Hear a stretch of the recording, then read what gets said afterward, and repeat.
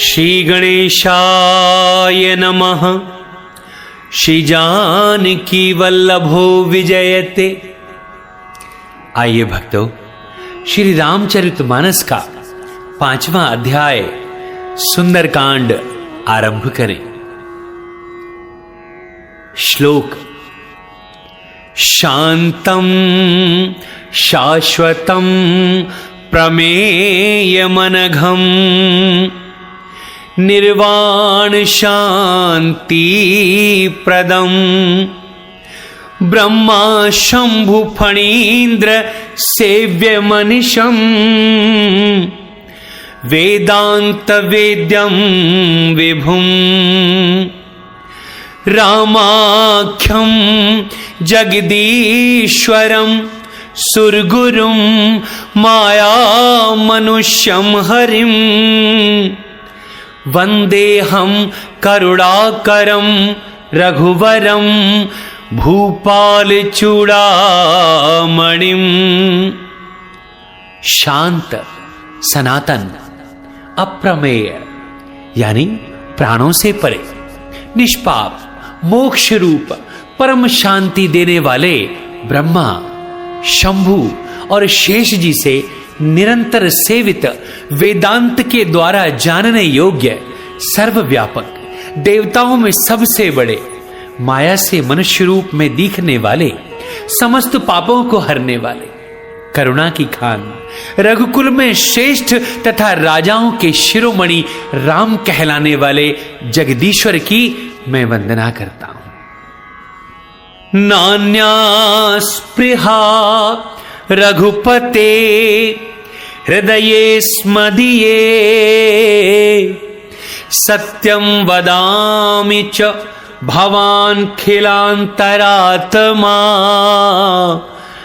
भक्तिं प्रयच्छ रघुपुंगवः निर्भराम मे कामादिदोषरहितं कुरु मानसं च।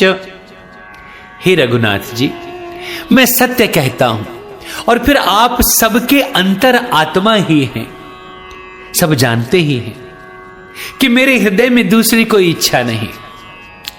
हे रघुकुल श्रेष्ठ, मुझे अपनी निर्भरा अर्थात पूर्ण भक्ति दीजिए और मेरे मन को काम आदि दोषों से रहित कीजिए। अतुलित बलधामं हेम शैलाभदेहं दनुजवन कृशानुं ज्ञानिनामग्रगण्यं सकल गुण निधानं वानराणामधीशं रघुपति प्रिय भक्तं वात जातं नमामि।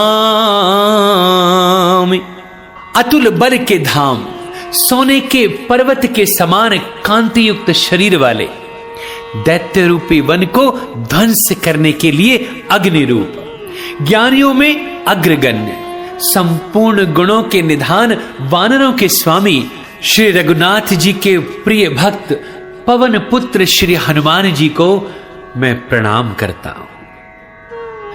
जांबवान के सुंदर वचन हनुमान जी के हृदय को बहुत ही भाए।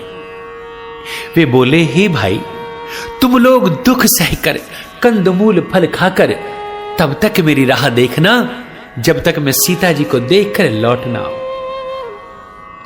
काम अवश्य होगा क्योंकि मुझे बहुत ही हर्ष हो रहा है। ये कहकर और सबको मस्तक नवाकर तथा हृदय में श्री रघुनाथ जी को धारण करके हनुमान जी हर्षित होकर वहां से चल दिए। समुद्र के तीर पर एक सुंदर पर्वत था। हनुमान जी खेल से ही अनायास ही कूदकर उस पर जा चढ़े और बार बार श्री रघुवीर जी का स्मरण करके अत्यंत बलवान हनुमान जी उस पर बड़े वेग से उछले। जिस पर्वत पर हनुमान जी पैर रखकर चले वह तुरंत ही पाताल में धंस गया, जैसे श्री रघुनाथ जी का अमोघ बाण चलता है उसी तरह हनुमान जी भी चले। समुद्र ने उन्हें श्री रघुनाथ जी का दूत समझकर मैनाक पर्वत से कहा कि हे मैनाक, तू इनकी थकावट दूर करने वाला हो, अर्थात अपने ऊपर जरा इन्हें विश्राम दे दे। हनुमान जी ने उसे हाथ से छू दिया, फिर प्रणाम करके कहा, भाई श्री रामचंद्र जी का काम किए बिना मुझे कहां विश्राम है। देवताओं ने पवन पुत्र हनुमान जी को जाते हुए देखा तो उनके विशेष बल बुद्धि को जानने के लिए, उनकी परीक्षा लेने के लिए उन्होंने सुरसा नामक सर्पों की माता को भेजा। उसने आकर हनुमान जी से यह बात कही कि आज देवताओं ने मुझे भोजन दिया है।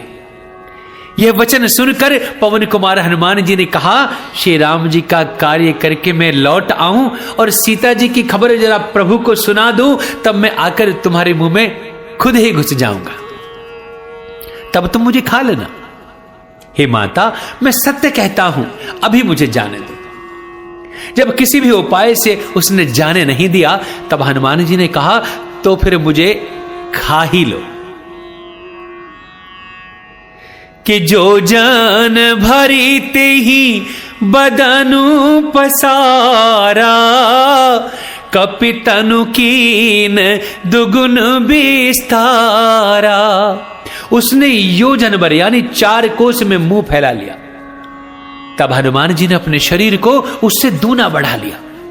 उसने 16 योजन का मुख किया, हनुमान जी तुरंत ही 32 योजन के हो गए। जैसे जैसे सुरसा मुख का विस्तार बढ़ाती जाती थी, हनुमान जी उससे दूना रूप दिखलाते थे। उसने 100 योजन अर्थात 400 कोस का मुख किया।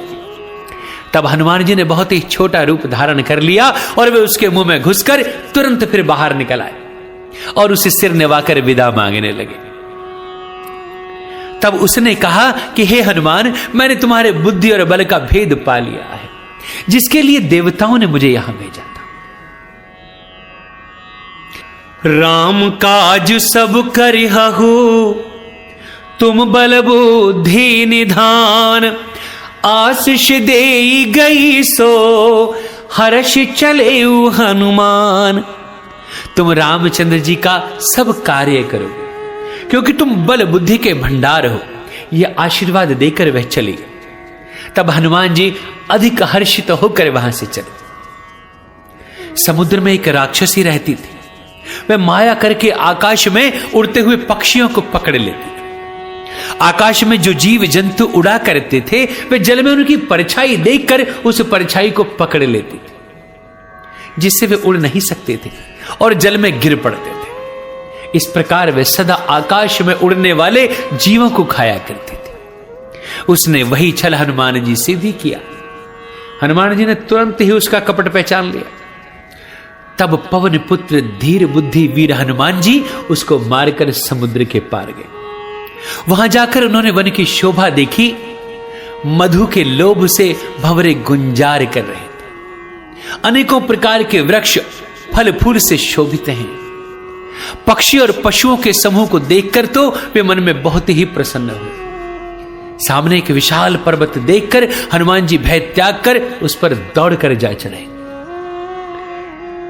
शिव जी कहते हैं, हे उमा, इसमें वानर हनुमान की कुछ बड़ाई नहीं है। यह प्रभु का प्रताप है जो काल को भी खा जाता है। पर्वत पर चढ़कर उन्होंने लंका देखी। बहुत ही बड़ा किला है, कुछ कहा नहीं जा सकता। वह अत्यंत ऊंचा है, उसके चारों ओर समुद्र है। सोने के परकोटे का परम प्रकाश हो रहा है। विचित्र मणियों से जड़ा हुआ सोने का परकोटा है। उसके अंदर बहुत से सुंदर सुंदर घर हैं। चौराहे, बाजार, सुंदर मार्ग और गलियां हैं। सुंदर नगर बहुत प्रकार से सजा हुआ है। हाथी, घोड़े, खच्चरों के समूह तथा पैदल और रथों के समूह को भला कौन गिन सकता है। अनेक रूपों के राक्षसों के दल हैं। उनकी अत्यंत बलवती सेना का वर्णन करते नहीं बनता। वन, बाग, उपवन, बगीचे, फुलवाड़ी, तालाब, कुएं और बावलियां सुशोभित हैं। मनुष्य, नाग, देवताओं और गंधर्वों की कन्याएं अपने सौंदर्य से मुनियों के मनों को भी मोह रही हैं। कहीं पर्वत के समान विशाल शरीर वाले बड़े ही बलवान पहलवान गरज रहे हैं। वे अनेकों अखाड़ों में बहुत प्रकार से भिड़ते और एक दूसरे को ललकारते हैं। भयंकर शरीर वाले करोड़ों योद्धा यत्न करके नगर की चारों दिशाओं में रखवाली कर रहे हैं। कहीं दुष्ट राक्षस भैंसों, मनुष्यों, गायों, गधों और बकरों को खा रहे हैं। तुलसीदास जी ने इनकी कथा इसलिए कुछ थोड़ी सी कही है कि ये निश्चय ही श्री रामचंद्र जी के बाण रूपी तीर्थ में शरीर को त्याग कर परम गति पाएंगे। नगर के बहुसंख्यक रखवालों को देखकर हनुमान जी के मन में एक विचार आया कि क्यों ना अत्यंत छोटा रूप धरूं और रात के समय नगर में प्रवेश करूं। तब हनुमान जी मच्छर के समान छोटे हो गए और नर रूप से लीला करने वाले भगवान श्री रामचंद्र जी का स्मरण करके लंका को चले। अब लंका के द्वार पर लंकनी नाम की एक राक्षसी रहती थी। वह बोली, मेरा निरादर करके बिना मुझसे पूछे भाई कहां चला जा रहा है? हे मूर्ख, तूने मेरा भेद नहीं जाना? जहां तक जितने चोर हैं वे सब मेरे आहार हैं। तब महाकपि हनुमान जी ने उसे एक घूंसा मारा, जिससे वह खून की उल्टी करती हुई पृथ्वी पर वहीं लुढ़क गई। वे लंकनी फिर अपने को संभाल कर उठी और डर के मारे हाथ जोड़कर विनती करने लगी और कहने लगी, रावण को जब ब्रह्मा जी ने वर दिया था तब चलते समय उन्होंने मुझे राक्षसों के विनाश की यह पहचान बता दी थी कि जब तू बंदर के मारने से व्याकुल हो जाए तब तू राक्षसों का संगार हुआ जान लेना। हे तात, मेरे बड़े पुण्य हैं जो मैं श्री रामचंद्र जी के दूत यानी आपको नेत्रों से देख पा रही हूं। हे तात, स्वर्ग और मोक्ष के सब सुखों को तराजू में एक पलड़े में रखा जाए तो भी वे सब मिलकर दूसरे पलड़े पर रखे हुए उस सुख के बराबर नहीं हो सकते जो क्षण मात्र के सत्संग से होता है। कि प्रवेशी नगर कीजे सब काजा, हृदय राखी कौशलपुर राजा।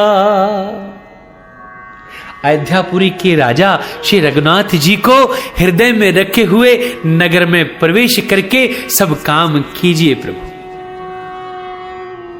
उसके लिए विष अमृत हो जाता है, शत्रु मित्रता करने लगती है, समुद्र गाय के खुर के बराबर हो जाता है, अग्नि में शीतलता आ जाती है और हे गरुड़ जी, सुमेरु पर्वत उसके लिए रज के समान हो जाता है, जिसे श्री रामचंद्र जी ने एक बार कृपा करके बस देख लिया हो। तब हनुमान जी ने बहुत ही छोटा रूप धारण किया और भगवान का स्मरण करके नगर में प्रवेश किया। मंदिर मंदिर प्रति करि शोधा, देखे जहां तहां अगणित जोधा। उन्होंने एक एक महल की खोज की, जहां तहां असंख्य योद्धा देखे। फिर वे रावण के महल में गए। वे अत्यंत विचित्र था, जिसका वर्णन नहीं किया जा सकता। हनुमान जी ने उस रावण को शयन किए देखा, परंतु महल में जाने की जी कहीं पर भी दिखाई नहीं देती थी। फिर एक सुंदर महल दिखाई दिया, वहां उसमें भगवान का एक अलग मंदिर बना हुआ था कि रामायुध अंकित ग्रह, शोभा बरनी न जाई, नव तुलसी का वृंद तहां, देखी हर्ष कपिराई। वह महल श्री राम जी के आयुध अर्थात धनुष बाण के चिन्हों से अंकित था। उसकी शोभा वर्णन नहीं की जा सकती। वहां नवीन नवीन तुलसी के वृक्ष समूहों को देखकर कपिराज श्री हनुमान जी हर्षित हो गए। लंका तो राक्षसों के समूह का निवास स्थान है, यहां सज्जन यानी साधु पुरुष का निवास भाई कैसे? हनुमान जी मन में इस प्रकार तर्क कर ले। उसी समय पर विभीषण जी जाग गए। उन्होंने राम नाम का स्मरण किया। हनुमान जी ने उन्हें सज्जन जाना और हृदय में बड़े ही हर्षित हुए। तब हनुमान जी ने विचार किया कि इनसे हट करके अपनी ओर से परिचय करूंगा, क्योंकि साधु से कार्य की हानि नहीं होती, प्रयुक्त लाभ ही होता है। ब्राह्मण का रूप धरकर हनुमान जी ने उन्हें वचन सुनाए, उनको पुकारा। सुनते ही विभीषण जी उठकर वहां आए, प्रणाम करके कुशल पूछी और कहा कि हे ब्राह्मण देव, अपनी कथा समझाकर कहिए, कौन है आप? क्या आप हरि भक्तों में से कोई हैं? क्योंकि आपको देखकर मेरे हृदय में अत्यंत हर्ष हो रहा है, प्रेम उमड़ रहा है। अथवा क्या आप दीनों से प्रेम करने वाले स्वयं मेरे श्री राम जी ही हैं, जो मुझे बड़भागी करने आए हैं? तब हनुमान जी ने श्री रामचंद्र जी की सारी कथा कहकर अपना नाम बताया। सुनते ही दोनों के शरीर पुलकित हो गए और श्री राम जी के गुण समूह का स्मरण करके दोनों के मन प्रेम और आनंद में मग्न हो रहे। तब विभीषण जी ने कहा, हे पवन पुत्र, हमारी रहनी सुनिए। मैं यहां वैसे ही रहता हूं जैसे दांतों के बीच में बेचारी जीव। हे तात, मुझे अनाथ जानकर सूर्यकुल के नाथ श्री रामचंद्र जी क्या कभी मुझ पर कृपा करेंगे? मेरा राक्षस शरीर होने से साधन तो कुछ बनता नहीं और न मन में श्री रामचंद्र जी के चरण कमलों में प्रेम ही है, परंतु हे हनुमान, अब मुझे विश्वास हो चला है कि श्री राम जी की मुझ पर अत्यंत कृपा है, क्योंकि हरि की कृपा के बिना संत नहीं मिल सकते।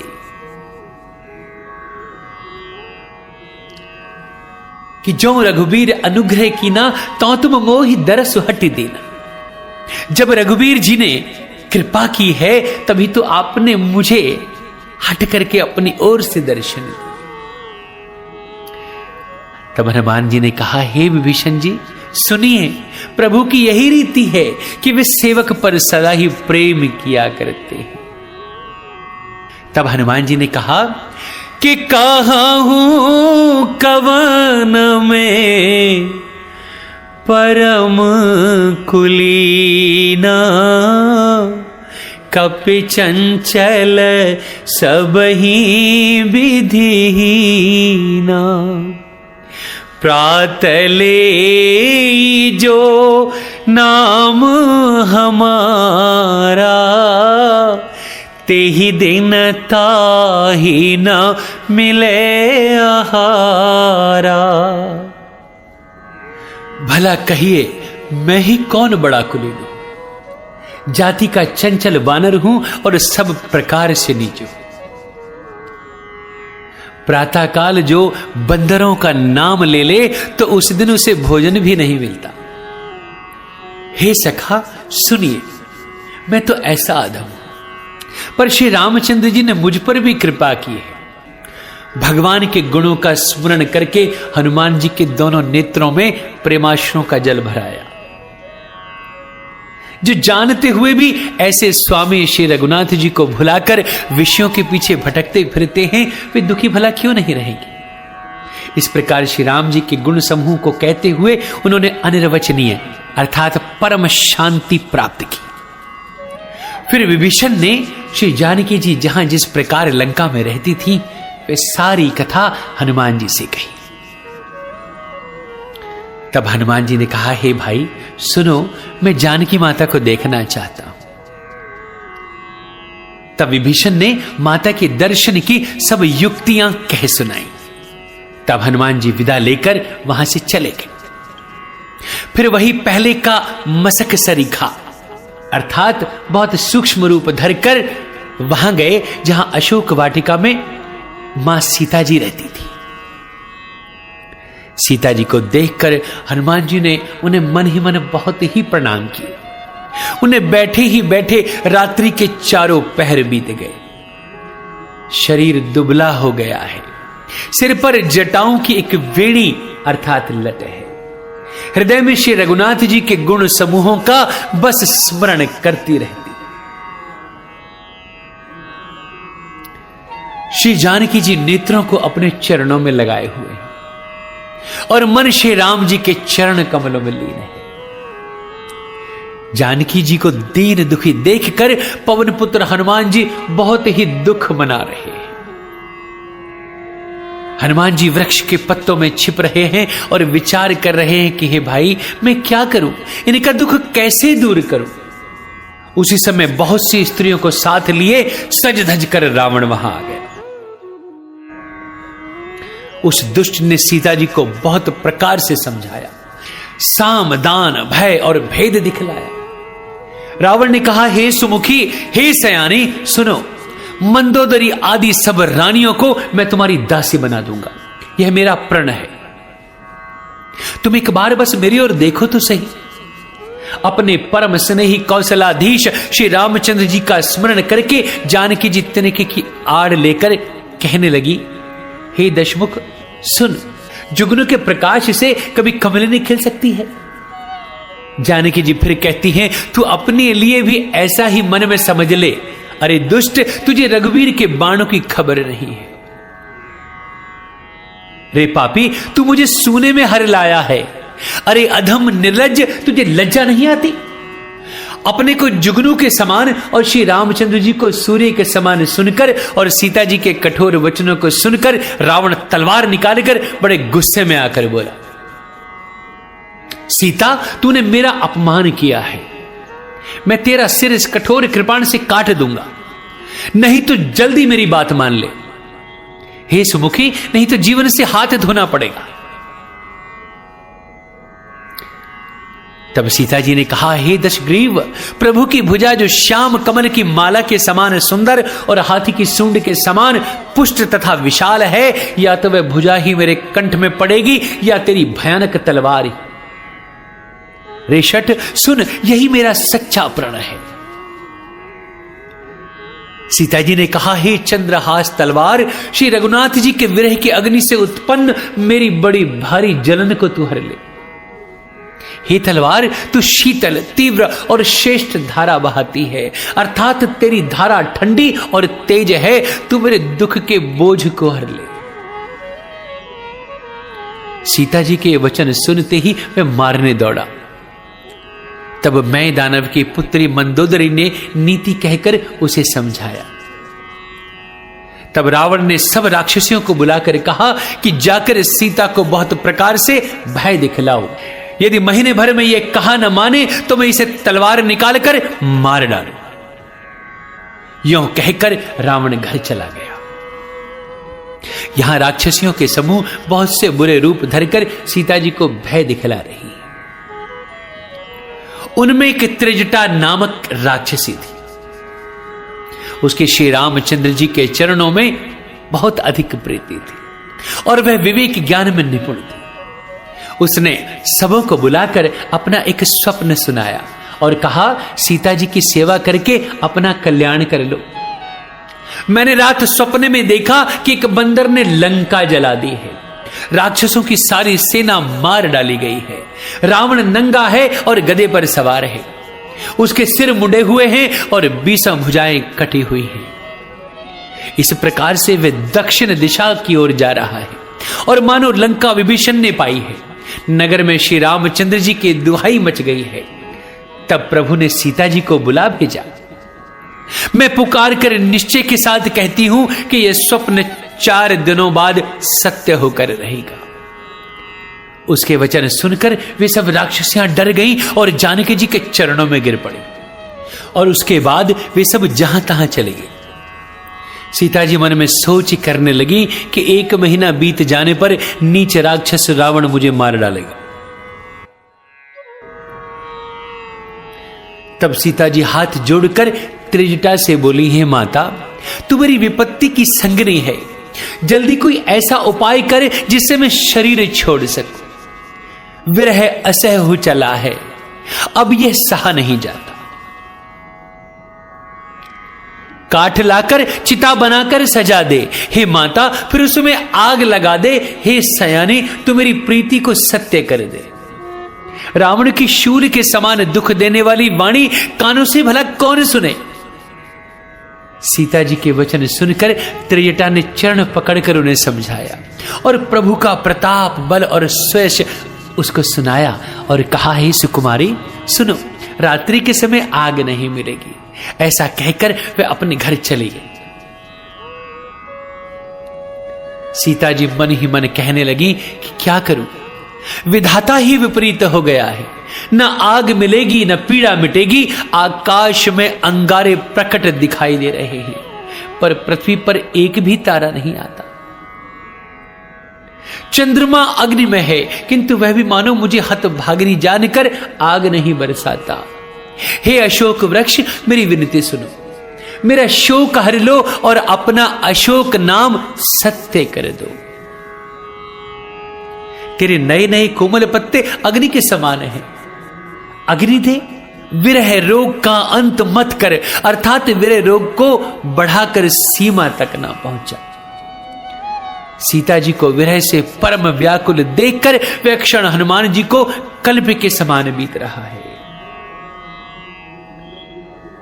तब हनुमान जी ने हृदय में विचार कर मां सीता जी के सामने अंगूठी डाल दी।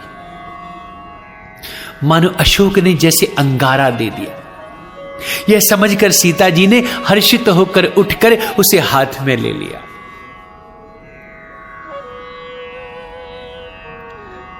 तब उन्होंने राम नाम से अंकित अत्यंत सुंदर एवं मनोहर अंगूठी देखी। अंगूठी को पहचान कर सीता जी आश्चर्यचकित होकर उसे देखने लगी और हर्ष तथा विषाद से हृदय में अकुला उठी। वे सोचने लगी, श्री रघुनाथ जी तो सर्वथा अजेय हैं, उन्हें कौन जीत सकता है, और माया से ऐसी अंगूठी बनाई नहीं जा सकती। सीता जी मन में अनेक प्रकार से विचार कर रही थी। इसी से में हनुमान जी ने मधुर वचन कहे कि रामचंद्र गुण बरने लागा, सुनत ही सीता कर दुख भागा। लागी सुने श्रवण मान लाई, आदि हुते सब कथा सुनाई। वे श्री रामचंद्र जी के गुणों का वर्णन करने लगे, जिनके सुनते ही सीता जी का दुख भाग गया। वे कान और मन लगाकर उन्हें सुनने लगे। हनुमान जी ने आदि से लेकर सारी कथा कह सुनाई। तब सीता जी बोली, जिसने कानों के लिए अमृत रूप यह सुंदर कथा कही है, हे भाई प्रकट क्यों नहीं होते। तब हनुमान जी पास चले आए। उन्हें देखकर सीता जी ने मुंह फेर लिया। तब हनुमान जी के मन में बड़ा आश्चर्य हुआ और हनुमान जी ने कहा, हे माता जानकी, मैं श्री राम जी का दूत हूं, करना निधान की सच्ची शपथ खाता हूं। हे माता, यह अंगूठी मैं ही लाया हूं। श्री राम जी ने मुझे आपके लिए यह सहदानी अर्थात निशानी के तौर पर दी। तब मां सीता ने पूछा, नर और वानर का संग कहो कैसे हुआ। तब हनुमान जी ने जैसे संग हुआ था वे सब कथा मां सीता को कह डाली कि कप के बचन सप्रेम सुनी, तब उपजा मन विश्वास, जाना मन क्रम बचन यह कृपा सिंधु कर दास। हनुमान जी के प्रेम युक्त वचन सुनकर सीता जी के मन में विश्वास उत्पन्न हो गया। उन्होंने जान लिया कि यह मन वचन और कर्म से कृपा सागर श्री रघुनाथ जी का दास है। भगवान का सेवक जानकर अत्यंत गाढ़ी प्रीति हो गई। नेत्रों में प्रेमाश्रुओं का जल भराया और शरीर अत्यंत पुलकित हो गया। सीता जी ने कहा, हे तात हनुमान, विरह सागर में डूबती हुई मुझको तुम जहाज के समान हो। मैं बलिहारी जाती हूं। अब छोटे भाई लक्ष्मण सहित खर के शत्रु सुखधाम प्रभु का कुशल मंगल कहिए। श्री रघुनाथ जी तो कोमल हृदय और कृपालु हैं, फिर हे हनुमान, उन्होंने किस कारण यह निष्ठुरता धारण कर ली है। सेवक को सुख देना उनकी स्वाभाविक बान है। वे श्री रघुनाथ जी क्या कभी मेरी भी याद करते हैं। हे तात, क्या कभी उनके कोमल सांवले अंगों को देखकर मेरे नेत्र शीतल होंगे। मुंह से वचन नहीं निकलता। नेत्रों में विरह के आंसुओं का जल भरा है। बड़े दुख से वे बोली, हा नाथ, आपने मुझे बिल्कुल ही भुला दिया। सीता जी को विरह से परम व्याकुल देखकर हनुमान जी कोमल और विनीत वचन बोले, हे माता, सुंदर कृपा के धाम मेरे प्रभु भाई लक्ष्मण जी के सहित कुशल हैं, परंतु आपके दुख से अत्यधिक दुखी हैं। हे माता, मन में ग्लानि न मानिए। श्री रामचंद्र जी के हृदय में आपसे दूना प्रेम है। हे माता, अब धीरज धरकर श्री रघुनाथ जी का संदेश सुनिए। ऐसा कहकर हनुमान जी प्रेम से गदगद हो गए। उनके नेत्रों में प्रेमाश्रुओं का जल है। हनुमान जी ने कहा कि श्री रामचंद्र जी ने कहा है कि हे सीते, तुम्हारे वियोग में मेरे लिए सभी पदार्थ प्रतिकूल हो गए हैं। वृक्षों के नए नए कोमल पत्ते मानो अग्नि के समान हैं, रात्रि काल रात्रि के समान है और चंद्रमा सूर्य के समान है, और कमलों के वन भालों के वन के समान हो गए हैं। मेघ मानो खौलता हुआ तेल बरसाते हैं। जो हित करने वाले थे वही अब पीड़ा देने लगे हैं। शीतल मंद सुगंध वायु सांप के श्वास के समान जहरीली हो गई है। मन का दुख कह डालने से भी कुछ घट जाता है, पर कहूं किससे? ये दुख कोई जानता ही नहीं। हे प्रिय, मेरे और तेरे प्रेम का तत्व एक मेरा मन ही जानता है और कोई नहीं, और वह मन सदा ही तेरे पास रहता है। बस मेरे प्रेम का सार इतने में ही समझ लेना। प्रभु का संदेश सुनते ही जानकी जी प्रेम में मग्न हो गई और उन्हें अपने शरीर की सुध ही नहीं रही। तब हनुमान जी ने कहा, हे माते, हृदय में धैर्य धारण करो और सेवकों को सुख देने वाले श्री राम जी का स्मरण करो। श्री रघुनाथ जी की प्रभुता को हृदय में लाओ और मेरे वचन सुनकर कायरता छोड़ दो। राक्षसों के समूह पतंगों के समान और श्री रघुनाथ जी के बाण अग्नि के समान है। हे माता, हृदय में धैर्य धारण करो और राक्षसों को जला ही मानो, मरा ही मानो।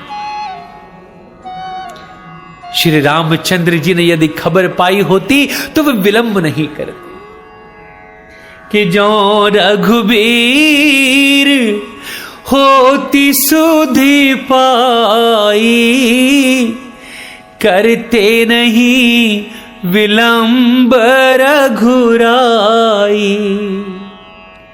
श्री रामचंद्र जी ने यदि खबर पाई होती तो विलंब नहीं करते माते। हे जानकी जी, राम बाण रूपी सूर्य के उदय होने पर राक्षसों की सेना रूपी अंधकार भला कहां रहेगा कहीं। हे माता, मैं आपको अभी यहां से लिवा के ले जा सकता हूं, पर श्री रामचंद्र जी की शपथ है, मुझे प्रभु की आज्ञा नहीं है। अतः हे माता, कुछ दिन और धीरज धरिए। श्री रामचंद्र जी वानरों सहित यहां जरूर आएंगे और राक्षसों को मारकर आपको ले जाएंगे। नारद आदि ऋषि मुनि तीनों लोकों में उनका यश गाएंगे। तब मां सीता ने कहा, हे पुत्र, सब वानर तुम्हारे ही समान नन्हे नन्हे से होंगे। राक्षस तो बहुत बड़े बलवान हैं, बहुत वीर है, योद्धा है। कि मोरे हृदय परम संदेहा, सूर्य कपि प्रगट कीन निज देहा। अतः मेरे हृदय में बड़ा भारी संदेह हो रहा है कि तुम जैसे बंदर राक्षसों को भला कैसे जीतेंगे। यह सुनते ही हनुमान जी ने अपना शरीर प्रकट किया। सोने के पर्वत के आकार का अत्यंत विशाल शरीर बनाया, जो युद्ध में शत्रुओं के हृदय में भय उत्पन्न करने वाला है, अत्यंत बलवान और वीर है। तब उसको देखकर मां सीता जी के मन में विश्वास हुआ। हनुमान जी ने फिर छोटा रूप धारण किया और कहा, हे माता सुनो, वानरों में बहुत बल बुद्धि नहीं होती है, परंतु प्रभु के प्रताप से बहुत छोटा सर्प भी गरुड़ को खा सकता है। भक्ति, प्रताप, तेज और बल से सनी हुई हनुमान जी की वाणी सुनकर सीता जी के मन में अपार संतोष हुआ। उन्होंने श्री राम जी के प्रिय जानकर हनुमान जी को आशीर्वाद दिया कि हे तात, तुम बल और शील के निधान हो जाओ। हे पुत्र, तुम अजर अमर और गुणों के खजाने हो। श्री रघुनाथ जी तुम पर बहुत कृपा करें, प्रभु कृपा करें। ऐसा कानों से सुनते ही हनुमान जी पूर्ण प्रेम में मग्न हो गए। हनुमान जी ने बार बार सीता जी के चरणों में सिर नवाया और फिर हाथ जोड़कर कहा, हे माता, अब मैं कृतार्थ हो गया। आपका आशीर्वाद अमोघ है, यह बात प्रसिद्ध है। हे माता सुनो, सुंदर फल वाले वृक्षों को देखकर अब मुझे बड़ी भारी भूख लगाई। सीता जी ने कहा, हे बेटा सुनो, बड़े भारी योद्धा राक्षस इस वन की रखवाली करते हैं। हनुमान जी ने कहा, हे माता, यदि आप मन में सुख माने तो मुझे उनका भय तो बिल्कुल नहीं है। हनुमान जी को बुद्धि और बल में निपुण देखकर तब मां जानकी ने कहा कि जाओ हे तात, श्री रघुनाथ जी के चरणों को हृदय में धारण करके और मीठे फल खा लो। तब हनुमान जी सीता जी को सिर नवाकर और वहां से बाग में घुस गए। फल खाए और वृक्षों को तोड़ने लगे। वहां बहुत से योद्धा रखवारे थे, उनमें से कुछ को मार डाला और कुछ ने जाकर रावण से तब पुकार की और कहा कि हे नाथ, एक बड़ा भारी बंदर आया है, उसने अशोक वाटिका उजाड़ ही डाली है। फल खाए वृक्षों को उखाड़ डाला और रखवालों को मसल मसल कर जमीन पर डाल दिया। अब यह सुनकर रावण ने बहुत से योद्धा भेजे। उन्हें देखकर हनुमान जी ने गर्जना की और हनुमान जी ने सब राक्षसों को मार डाला और कुछ जो अधमरे थे चिल्लाते हुए भाग गए। फिर रावण ने अक्षय कुमार को भेजा। वे असंख्य श्रेष्ठ योद्धाओं को साथ लेकर वहां से चला। उसे आते देखकर हनुमान जी ने एक वृक्ष हाथ में लेकर ललकारा और उसे मारकर महाध्वनि से गर्जना की कि कछु मारे सी कछु मर देसी, कछु मिली ऐसी धरी धूर, कछु पुन जाए पुकारे, प्रभु मर कट बल भूर। उन्होंने सेना में कुछ को मार डाला, कुछ को मसल डाला और कुछ को पकड़ पकड़ कर धूल में मिला दिया। कुछ ने फिर जाकर पुकार की कि हे प्रभु, बंदर तो बहुत अधिक बलशाली है।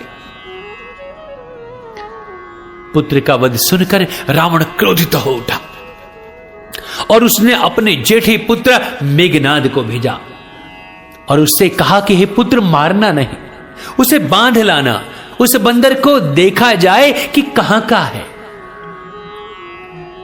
इंद्र को जीतने वाला अतुलनीय योद्धा मेघनाथ अब हनुमान जी को पकड़ने चला। भाई का मारा जाना सुन उसे बहुत ही क्रोध है। हनुमान जी ने देखा कि अब की भयानक योद्धा आया है, तब वे कटकटाकर गरजे और दौड़े। उन्होंने एक बहुत बड़ा वृक्ष उखाड़ लिया और उसके प्रहार से लंकेश्वर रावण के पुत्र मेघनाथ को बिना रथ का कर दिया, अर्थात रथ को तोड़कर उसे नीचे पटक दिया। उसके साथ जो बड़े बड़े योद्धा थे उनको पकड़ पकड़ कर हनुमान जी ने अपने शरीर से मसला। उन सबको मारकर फिर मेघनाथ से लड़ने लगे। लड़ते हुए वे ऐसे मालूम होते थे मानो दो गजराज भिड़ गए। हनुमान जी उसे घूसा मारकर वृक्ष पर जा चढ़े। उसको क्षण भर के लिए मूर्छा आ गई। फिर उठकर उसने बहुत सी माया रची, परंतु पवन के पुत्र उससे जीते नहीं जाते। कि ब्रह्म अस्त्र ते ही साधा, कपि मन कीन विचार, जौन ब्रह्म सर मानौ, महिमा मिटई अपार। अंत में उसने ब्रह्मास्त्र का संधान किया। तब हनुमान जी ने मन में विचार किया कि यदि ब्रह्मास्त्र को नहीं मानता हूं तो उसकी अपार महिमा मिट जाए।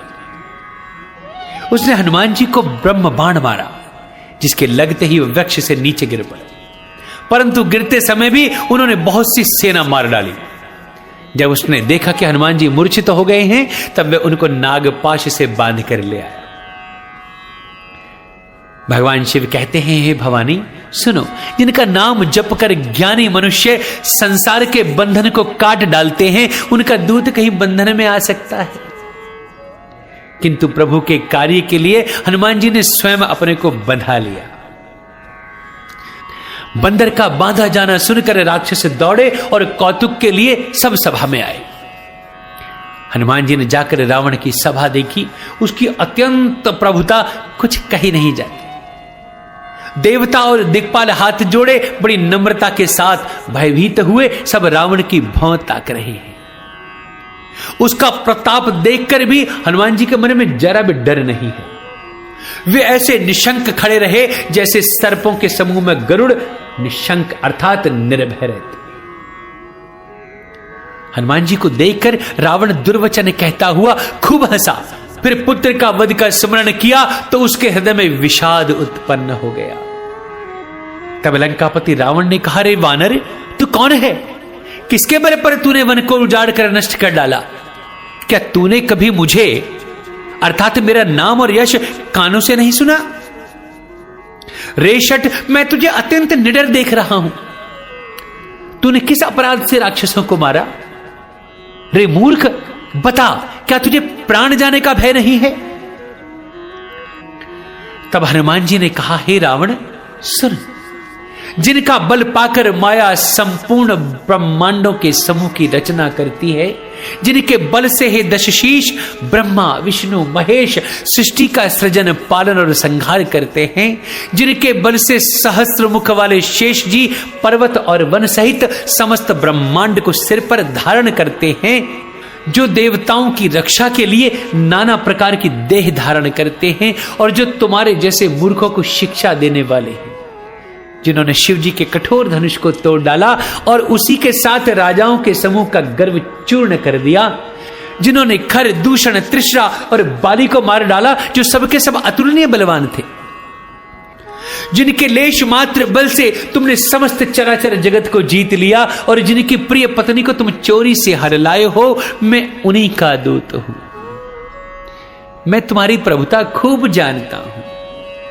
सहस्त्रबाहु से तुम्हारी लड़ाई हुई थी और बाली से युद्ध करके तुमने यश प्राप्त किया था। अब हनुमान जी के मार्मिक वचन सुनकर रावण ने हंसकर बात टाल दी। हे राक्षसों के स्वामी, मुझे भूख लगी थी, इसलिए मैंने फल खाए और वानर स्वभाव के कारण वृक्ष तोड़े। हे निशाचरों के मालिक, देह सबको परम प्रिय है। कुमार्ग पर चलने वाले राक्षस जब मुझे मारने लगे, तब जिन्होंने मुझे मारा उनको मैंने भी मारा। उस पर तुम्हारे पुत्र ने मुझको बांध लिया, परंतु मुझे बांधे जाने की कुछ भी लज्जा नहीं है। मैं तो अपने प्रभु का कार्य किया चाहता हूं। हे रावण, मैं हाथ जोड़कर तुझसे विनती करता हूं कि तुम अभिमान छोड़कर मेरी सीख सुनो। तुम अपने पवित्र कुल का विचार करके देखो और भ्रम को छोड़कर भक्त भयहारी भगवान को भजो, जो देवता राक्षस और समस्त चराचर को खा जाता है। वे काल भी जिनके डर से अत्यंत डरता है, उनसे कदापि वैर न करो और मेरे कहने से जानकी जी को दे दो। घर के शत्रु श्री रघुनाथ जी शरणागतों के रक्षक और दया के समुद्र हैं। शरण जाने पर प्रभु तुम्हारा अपराध भुलाकर तुम्हें अपनी शरण में रख ले। तुम श्री राम जी के चरण कमलों को हृदय में धारण करो और लंका का अचल राज्य करो। ऋषि पुलस्त जी का यश निर्मल चंद्रमा के समान है, उस चंद्रमा में तुम कलंक न बनो। राम नाम के बिना वाणी शोभा नहीं पाती। मद मोह को छोड़ विचार करके देखो, हे देवताओं के शत्रु, सब गहनों से सजी हुई सुंदरी स्त्री भी कपड़ों के बिना शोभा नहीं पाती।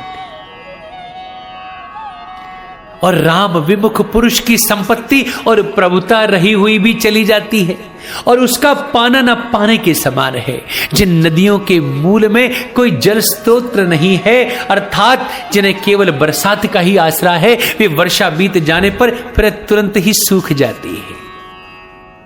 हे रावण, सुनो, मैं प्रतिज्ञा करके कहता हूं कि राम विमुख की रक्षा करने वाला कोई है ही नहीं। हजारों शंकर विष्णु और ब्रह्मा भी श्री राम जी के साथ द्रोह करने वाले तुमको नहीं बचा सकते। मोह ही जिसका मूल है, ऐसे बहुत पीड़ा देने वाले तमरूप अभिमान का त्याग कर दो। और रघुकुल के स्वामी कृपा के समुद्र भगवान श्री रामचंद्र जी का बस भजन करो। यद्यपि हनुमान जी ने भक्ति, ज्ञान, वैराग्य और नीति से सनी हुई बहुत ही हित की वाणी कही, तो भी वह महान अभिमानी रावण बहुत हंसकर व्यंग से बोला कि हमें यह बंदर बड़ा ज्ञानी गुरु मिला है। रे दुष्ट, तेरी मृत्यु निकट आई है। हे अधम, मुझे शिक्षा देने चला है। हनुमान जी ने कहा, इससे उल्टा ही होगा, अर्थात मृत्यु तेरी निकट आई है, मेरी नहीं। यह तेरा मति भ्रम, बुद्धि का फेर है, मैंने प्रत्यक्ष जान लिया है। हनुमान जी के वचन सुनकर वह बहुत ही कुपित हो गया और बोला, अरे इस मूर्ख का प्राण शीघ्र ही क्यों नहीं हरते। सुनते ही राक्षस उन्हें मारने दौड़े। उसी समय मंत्रियों के साथ विभीषण जी वहां आ पहुंचे। उन्होंने सिर नवाकर और बहुत विनय करके रावण से कहा कि दूत को मारना नहीं चाहिए, यह नीति के विरुद्ध है। हे गोसाई, कि दूसरा दंड दिया जाए। सबने कहा, भाई यह सलाह तो बड़ी उत्तम है। यह सुनते ही रावण हंसकर बोला, अच्छा तो बंदर को अंग भंग करके लौटा दिया जाए। मैं सबको समझाकर कहता हूं कि बंदर की ममता पूंछ पर होती है, अतः तेल में कपड़ा डुबोकर इसे इसकी पूंछ में बांधकर और फिर आग लगा दो। जब बिना पूंछ का यह बंदर वहां अपने स्वामी के पास जाएगा, तब यह मूर्ख अपने मालिक को साथ ले आएगा, जिनकी इसने बहुत बड़ाई की है। मैं जरा उनकी प्रभुता तो देखूं। यह वचन सुनते ही हनुमान जी मन में अधिक मुस्कुरा रहे हैं और मन ही मन बोले कि मैं जान गया, सरस्वती जी इसे ऐसी बुद्धि देने में सहायक हुई हैं। रावण के वचन सुनकर मूर्ख राक्षस वही तैयारी करने लगे, अर्थात पूंछ में आग लगाने की तैयारी कर रहे हैं। पूंछ के लपेटने में इतना कपड़ा और घी तेल लगा कि नगर में कपड़ा ही खत्म हो गया, घी भी खत्म हो गया और तेल भी नहीं रहा। हनुमान जी ने ऐसा खेल किया कि पूंछ बढ़ गई, अर्थात लंबी हो गई। नगर निवासी लोग तमाशा देखने आए। वे हनुमान जी को पैर से ठोकर मारते हैं और उनकी बहुत हंसी करते हैं। ढोल बजाते हैं, सब लोग तालियां पीटते हैं। हनुमान जी को नगर में फिराकर फिर पूंछ में आग लगा दी। अग्नि को जलते हुए देखकर हनुमान जी तुरंत ही बहुत छोटे रूप में हो गए। बंधन से निकलकर वे सोने की अटारियों पर जा चढ़े।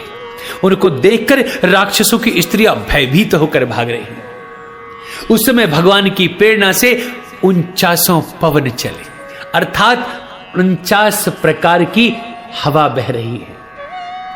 हनुमान जी अट्टहास करके गरजे और बढ़कर आकाश से जा लगे। देह बड़ी विशाल परंतु बहुत ही हल्की, अर्थात फुर्तीली हो गई है। वे दौड़कर एक महल से दूसरे महल पर चढ़ जाते हैं। नगर जल रहा है, लोग बेहाल हो रहे हैं। आग की करोड़ों भयंकर लपटें झपट रही हैं। हाय बप्पा, हाय मैया, इस अवसर पर हमें कौन बचाएगा। चारों ओर यही पुकार सुनाई पड़ रही है। हमने तो पहले ही कहा था, यह वानर नहीं है, वानर का रूप धरे कोई देवता है। साधु के अपमान का यह फल है कि नगर अनाथ के नगर की तरह जल रहा है। हनुमान जी ने एक ही क्षण में सारा नगर जला डाला। अगर कुछ बचा रहा तो बस एक विभीषण का घर, जो नहीं जला।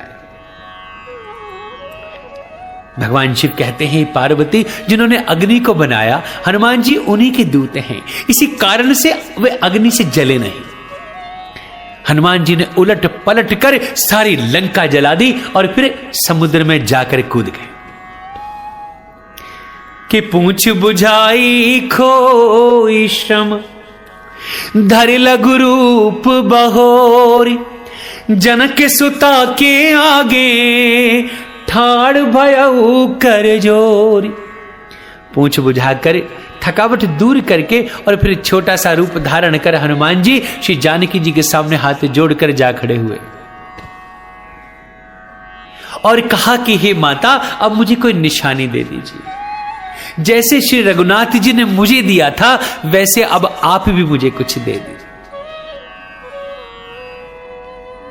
तब मां सीता जी ने चूड़ामणि उतार कर दी और हनुमान जी ने उसको हर्षपूर्वक ले लिया।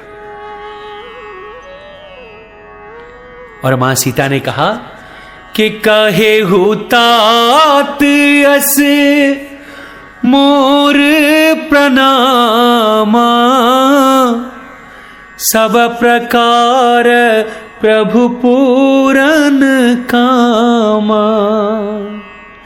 दीन दयाल विरिदु समभारी, हरहु नाथ मम संकट भारी। हे तात, मेरा प्रणाम निवेदन करना और इस प्रकार कहना कि हे प्रभु, यद्यपि आप सब प्रकार से पूर्ण काम हैं, तथापि दीनों दुखियों पर दया करना आपका विरद है और मैं दीन हूं। अतः उस विरद को याद करके हे नाथ मेरे भारी संकट को दूर कीजिएगा। हे तात, इंद्रपुत्र जयंत की कथा सुनाना और प्रभु को उनके बाण का प्रताप समझाना। यदि महीने भर में नाथ न आए तो ये कहना कि मुझे जीवित नहीं पाए। हे हनुमान, कहो मैं किस प्रकार प्राण रखूं। हे तात, तुम भी अब जाने को कह रहे हो। तुमको देखकर छाती ठंडी हुई थी, फिर मुझे वही दिन और वही रात होगी। हनुमान जी ने जानकी जी को बहुत प्रकार से समझाकर धीरज दिया और उनके चरण कमलों में सिर नवाकर श्री राम जी के पास फिर गमन किया। चलते समय उन्होंने महाध्वनि से भारी गर्जन किया, जिसे सुनकर राक्षसों की स्त्रियों के गर्भ गिरने लगे। तब समुद्र लांघकर वे इस पार आए और उन्होंने वानरों को किलकिला शब्द अर्थात हर्ष ध्वनि सुनाया।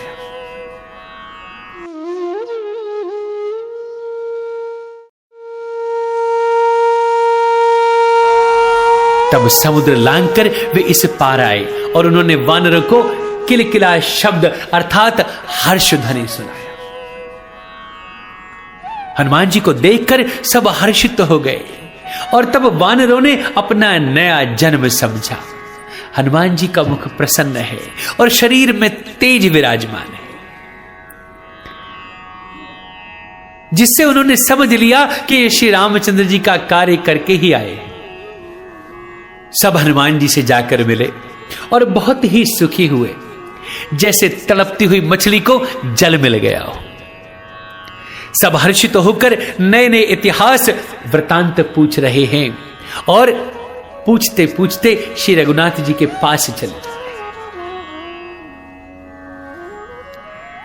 तब सब लोग मधुवन के भीतर आए और अंगद की सम्मति से सबने मधुर फल खाए। जब रखवाले बरजने लगे तब घूसों की मार मारते ही सब रखवाले भाग छूटे। उन सब ने जाकर पुकारा कि युवराज अंगद वन उजाड़ रहे हैं। यह सुनकर सुग्रीव हर्षित हुए कि वानर प्रभु का कार्य करके ही आ रहे हैं। यदि सीता जी की खबर ना पाई होती तो क्या वे मधुवन के फल खा सकते थे? इस प्रकार राजा सुग्रीव मन में विचार कर ही रहे थे कि समाज सहित वानर आ गए। सबने आकर सुग्रीव के चरणों में सिर नवाया। कपिराज सुग्रीव सभी से बड़े प्रेम के साथ मिले। उन्होंने कुशल पूछी, तब वानरों ने उत्तर दिया, आपके चरणों के दर्शन से सब कुशल है। श्री राम जी की कृपा से विशेष कार्य हुआ है। हे नाथ, हनुमान जी ने ही सब कार्य किया और सब वानरों के प्राण बचा लिए। यह सुनकर सुग्रीव जी हनुमान जी से मिले और सब वानरों समेत श्री रघुनाथ जी के पास को चले। श्री राम जी ने जब वानरों को कार्य किए हुए आते हुए देखा तो उनके मन में विशेष हर्ष हुआ। दोनों भाई स्फटिक शिला पर बैठे थे। सब वानर जाकर उनके चरणों में गिर पड़े। दया की राशि श्री रघुनाथ जी सबसे प्रेम सहित गले लगकर मिले और कुशल पूछी। तब वानरों ने कहा, हे नाथ, आपके चरण कमलों के दर्शन पाने से अब सब कुशल है। अब जामवान ने कहा, हे रघुनाथ जी सुनिए। हे नाथ, जिस पर आप दया करते हैं उसे सदा कल्याण और निरंतर कुशल है। देवता, मनुष्य और मुनि सभी उस पर प्रसन्न रहते हैं। वही विजयी है, वही विनयी है और वही गुणों का समुद्र बन जाता है। उसी का सुंदर यश तीनों लोकों में प्रकाशित होता है। प्रभु की कृपा से सब कार्य हो गया है। आज हमारा जन्म सफल हो गया है। हे नाथ, पवन पुत्र हनुमान जी ने जो करनी की है उसका 1000 मुखों से भी वर्णन नहीं किया जा सकता। तब जामवान ने हनुमान जी के सुंदर चरित्र श्री रघुनाथ जी को सुनाए। वे चरित्र सुनने पर कृपानिधि श्री रामचंद्र जी के मन को बहुत अच्छा लगा। उन्होंने हर्षित होकर हनुमान जी को फिर हृदय से लगा लिया और कहा, हे तात, कहो सीता किस प्रकार रहती है और अपने प्राणों की रक्षा कैसे करती है। तब हनुमान जी ने कहा, आपका नाम रात दिन पहरा देने वाला है प्रभु। आपका ध्यान ही किवाड़ है। नेत्रों को अपने चरणों में लगाए रहती हैं, यही ताला लगा रखा है। फिर प्राण जाए तो किस मार्ग से। चलत मोही चूड़ामणि दीनी, रघुपति हृदय लाई सोई लीनी। कि नाथ जुगल लोचन भरी बारी, बचन कहे कछु जनक कुमारी। चलते समय उन्होंने मुझे चूड़ामणि उतार कर दी प्रभु, और श्री रघुनाथ जी ने उसे लेकर हृदय से लगा लिया। हनुमान जी ने फिर कहा कि हे नाथ, दोनों नेत्रों में जल भरकर जानकी जी ने मुझसे कुछ वचन भी कहे थे कि छोटे भाई समेत प्रभु के चरण पकड़ना और कहना कि आप दीन बंधु हैं, शरणागत के दुखों को हरने वाले हैं, और मैं मन वचन और कर्म से आपके चरणों की अनुरागिणी हूं। फिर स्वामी, आपने मुझे किस अपराध से त्याग दिया? हां, एक दोष मैं अपना अवश्य मानती हूं कि आपका वियोग होते ही मेरे प्राण नहीं गए, किंतु हे नाथ, यह तो नेत्रों का अपराध है जो प्राणों के निकलने में हठपूर्वक बाधा देते हैं। विरह अग्नि है, शरीर रुई है और श्वास पवन है। इस प्रकार यह शरीर क्षण मात्र में जल सकता है, परंतु नेत्र अपने हित के लिए जल बरसा रहे हैं, जिससे विरह की आग से भी देह जलने नहीं। सीता जी की विपत्ति बहुत बड़ी है। हे दीन दयालु, वे बिना कहीं भी अच्छी है, अर्थात कहने से आपको बड़ा क्लेश होगा। हे करुणा निधान, उनका एक एक पल कल्प के समान बीत रहा है। अतः ही प्रभु तुरंत चलिए और अपनी भुजाओं के बल से दुष्टों के दल को जीतकर सीता जी को ले आइए। सीता जी का दुख सुनकर सुख के धाम प्रभु के कमल नेत्रों में जल भराया और वे बोले, मन वचन और शरीर से जिसे मेरी ही गति है, उसे क्या स्वप्न में भी विपत्ति हो सकती है? हनुमान जी ने कहा, हे प्रभु, विपत्ति तो वही है जब आपका भजन स्मरण ना हो। हे प्रभु, राक्षसों की बात ही कितनी है, आप शत्रु को जीत कर जानकी जी को ले आएंगे। तब भगवान ने कहा, हनुमान सुनो, तेरे समान मेरा उपकारी देवता, मनुष्य अथवा मुनि कोई भी शरीरधारी नहीं है। मैं तेरा प्रत्युपकार तो क्या करूं, मेरा मन भी तेरे सामने नहीं हो सकता। हे पुत्र सुन, मैंने मन में खूब विचार करके देख लिया है कि मैं तुझसे उड़ने नहीं हो सकता। देवताओं के रक्षक प्रभु बार बार हनुमान जी को देख रहे हैं।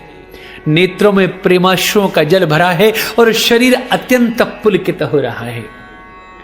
प्रभु के वचन सुनकर और उनके मुख तथा अंगों को देखकर हनुमान जी हर्षित हो रहे हैं और प्रेम में विकल होकर कहा कि हे भगवान, मेरी रक्षा करो, रक्षा करो। ये कहते हुए श्री राम जी के चरणों में गिर पड़े, प्रभु उनको बार बार उठाना चाहते हैं, परंतु प्रेम में डूबे हुए हनुमान जी को चरणों से उठना सुहा ही नहीं रहा है। प्रभु का कर कमल हनुमान जी के सिर पर है। उस स्थिति का स्मरण करके शिव जी प्रेम मग्न हो रहे हैं। फिर मन को सावधान करके शंकर जी अत्यंत सुंदर कथा कहने लगे। हनुमान जी को उठाकर प्रभु ने हृदय से लगाया और हाथ पकड़कर अत्यंत निकट बैठा लिया। हे हनुमान, बताओ तो, रावण के द्वारा सुरक्षित लंका और उसके बड़े बांके किले को तुमने किस प्रकार जलाया? हनुमान जी ने प्रभु को प्रसन्न जाना और वे अभिमान रहित वचन बोले कि शाखा मृग के बड़ी मनुसाई, शाखा ते शाखा पर जाई, नाघि सिंधु हाटक पुरजारा, निश्चर गण बधि विपिन उजारा। बंदर का बस यही बड़ा पुरुषार्थ है कि वे एक डाल से दूसरी डाली पर चला जाता है। मैंने जो समुद्र लांग कर सोने का नगर जलाया और राक्षस गण को मारकर अशोक वन को उजाड़ डाला, ये सब तो हे श्री रघुनाथ जी आप ही का प्रताप है। हे नाथ, इसमें मेरी प्रभुता कुछ नहीं है, मेरी बड़ाई कुछ नहीं है। कि ताकहु प्रभु कछु अगम नहीं, कि जा पर तुम अनुकूल, तब प्रभाव बड़वान लही, जारी सकई खलु तूल। हे प्रभु, जिस पर आप प्रसन्न हो उसके लिए कुछ भी कठिन नहीं है। आपके प्रभाव से रुई, जो स्वयं बहुत जल्दी जल जाने वाली वस्तु है, बड़वानल को निश्चय ही जला सकती है। अर्थात असंभव भी संभव हो सकता है। हे नाथ, मुझे अत्यंत सुख देने वाली अपनी निश्चल भक्ति कृपा करके दीजिए। तब हनुमान जी की अत्यंत सरल वाणी सुनकर हे भवानी, तब प्रभु श्री रामचंद्र जी ने एवमस्तु कहा, जाओ हनुमान, ऐसा ही होगा। हे उमा, जिसे श्री राम जी का स्वभाव जान लिया, उसे भजन छोड़कर दूसरी बात ही नहीं सुहाती। यह स्वामी सेवक का संवाद जिसके हृदय में आ गया, वही श्री रघुनाथ जी के चरणों की भक्ति पा गया समझो। प्रभु के वचन सुनकर वानरगण कहने लगे, कृपालु आनंद कंद श्री राम जी की जय हो, जय हो, जय हो। तब श्री रघुनाथ जी ने कपिराज सुग्रीव को बुलाया और कहा कि भैया अब चलने की तैयारी करो। अब विलंब का कोई कारण नहीं है, वानरों को तुरंत आज्ञा दो। भगवान की यह लीला रावण वध की तैयारी देखकर बहुत से फूल बरसाकर और हर्षित होकर देवता आकाश से अपने अपने लोक को चले गए। वानरराज सुग्रीव ने शीघ्र ही वानरों को बुलाया। सेनापतियों के समूह आ गए। वानर भालियों के झुंड अनेक रंगों के हैं और उनमें अतुलनीय बल है। वे प्रभु के चरण कमलों में सिर नवाते हैं। महान बलवान रीछ और वानर गरज रहे हैं। श्री राम जी ने वानरों की सारी सेना जब देखी, तब कमल नेत्रों से कृपा पूर्वक उनकी ओर दृष्टि डाली। राम कृपा का बल पाकर श्रेष्ठ वानर मानो पंख वाले बड़े पर्वत हो गए। तब श्री राम जी ने हर्षित होकर वहां से प्रस्थान किया। अब अनेक सुंदर और शुभ शकुन हो रहे हैं। जिनकी कीर्ति सब मंगलों से पूर्ण है, उनके प्रस्थान के समय शकुन होना यह नीति है। प्रभु का प्रस्थान जानकी जी ने भी जान लिया। उनके बाएं अंग फड़क फड़क कर मानो कह देते थे कि श्री राम जी अब आ रहे हैं। जानकी जी को जो जो शकुन होते थे, वही वही रावण के लिए अपशकुन हो रहे। अब सेना चली जा रही है, उसका वर्णन कौन कर सकता है। असंख्य वानर और भालू गर्जना कर रहे हैं। नख ही जिनके शस्त्र हैं, वे इच्छा अनुसार चलने वाले रीछ वानर पर्वतों और वृक्षों को धारण किए कोई आकाश मार्ग से, कोई पृथ्वी पर चले जा रहे हैं। वे सिंह के समान गर्जना कर रहे हैं। उनके चलने और गर्जन से दिशाओं के हाथी विचलित होकर चिंगाड़ रहे हैं। पृथ्वी डोल रही है, पर्वत चंचल हो रहे हैं और समुद्र खलबला उठा है। गंधर्व, देवता, मुनि, नाग, किन्नर सबके सब मन में हर्षित हुए कि अब हमारे दुख टल गए समझो। अनेकों करोड़ भयानक वानर योद्धा कटकटा रहे हैं और करोड़ों ही दौड़ रहे हैं। प्रबल प्रताप कौशलनाथ श्री रामचंद्र जी की जय हो ऐसा पुकारते हुए वे उनके गुण समूहों को गा रहे हैं। परम श्रेष्ठ एवं महान सर्पराज शेष जी भी सेना का बोझ नहीं सह सकते। वे बार बार मोहित हो जाते हैं और पुनः पुनः कच्छप की कठोर पीठ को दांतों से पकड़ते हैं, अर्थात बार बार दांतों को गड़ाकर कच्छप की पीठ पर लकीर से खींचते हुए वे कैसे शोभा दे रहे हैं, मानो श्री रामचंद्र जी की सुंदर प्रस्थान यात्रा को परम सुहावनी जानकर उसकी अचल पवित्र कथा को सर्पराज शेष जी कच्छप की पीठ पर लिख रहे हो। इस प्रकार कृपा निधान श्री राम जी समुद्र तट पर जा उतरे। अनेकों रीछ वानर वीर जहां तहां फल खाने लगे। वहां लंका में जब से हनुमान जी लंका को जलाकर आ गए, तब से राक्षस भयभीत रहने लगे। अपने अपने घरों में सब विचार करते हैं कि अब राक्षस कुल की रक्षा का कोई दूसरा उपाय नहीं है। जिसके दूत का बल वर्णन नहीं किया जा सकता, उसके स्वयं नगर आने पर भला कौन भलाई है। अब हम लोगों की बहुत बुरी दशा होगी। दूतियों से नगर निवासियों के वचन सुनकर मंदोदरी बहुत ही व्याकुल हो गई। वह एकांत में हाथ जोड़कर अपने पति रावण के चरणों लगी और नीति रस में पगी हुई वाणी बोली, हे प्रियतम, श्री हरि से विरोध छोड़ दीजिए। मेरे कहने को अत्यंत ही हितकर जानकर हृदय में धारण कीजिए।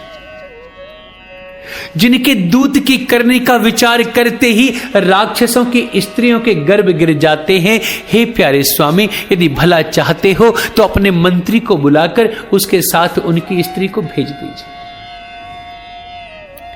सीता आपकी कुल रूपी कमलों के वन को दुख देने वाली जाड़े की रात्रि के समान आई है। हे नाथ सुनिए, सीता जी को लौटाए बिना शंभु और ब्रह्मा के किए भी आपका भला नहीं हो सकता। श्री राम जी के बाण सर्पों के समूह के समान हैं और राक्षसों के समूह मेंढक के समान। जब तक ये इन्हें ग्रस्त नहीं लेते तब तक हट छोड़कर उपाय कर लीजिए। परंतु मूर्ख और जगत प्रसिद्ध अभिमानी रावण कानों से उसकी वाणी सुनकर खूब हंसा और बोला, स्त्रियों का स्वभाव सचमुच ही बहुत डरपोक होता है। मंगल में भी भय करती हो, तुम्हारा मन बहुत ही कच्चा है। यदि वानरों की सेना आएगी तो बेचारे राक्षस उसे खाकर अपना जीवन निर्वाह करेंगे। लोकपाल भी जिसके डर से कांपते हैं, उसकी स्त्री डरती हो, यह बड़ी हंसी की बात है। रावण ने ऐसा कहकर हंसकर उसे हृदय से लगा लिया और ममता बढ़ाकर वह सभा में चला गया। मंदोदरी हृदय में चिंता करने लगी कि पति पर विधाता अब प्रतिकूल हो रहे हैं। जो ही वह सभा में जाकर बैठा, उसने ऐसी खबर पाई कि शत्रु की सारी सेना समुद्र के उस पार आ गई है। उसने मंत्रियों से पूछा कि उचित सलाह कहिए, अब क्या करना चाहिए। तब वे सब के सब हंसे और बोले कि चुप किए रहिए, इसमें सलाह की भला कौन सी बात है। आपने देवताओं और राक्षसों को जीत लिया है, तब तो कुछ श्रम ही नहीं हुआ था, फिर मनुष्य और वानर भला किस गिनती में आते हैं।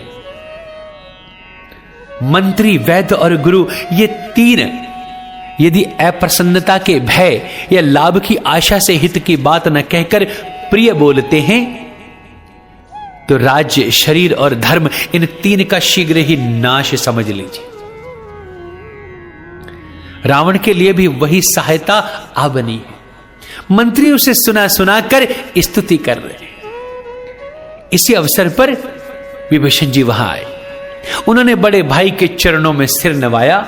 सिर नवाकर अपने आसन पर बैठ गए और आज्ञा पाकर उन्होंने कहा, हे कृपालु, जब आपने मुझसे राय पूछी है तो हे तात, मैं अपनी बुद्धि के अनुसार आपके हित की बात कहता हूं।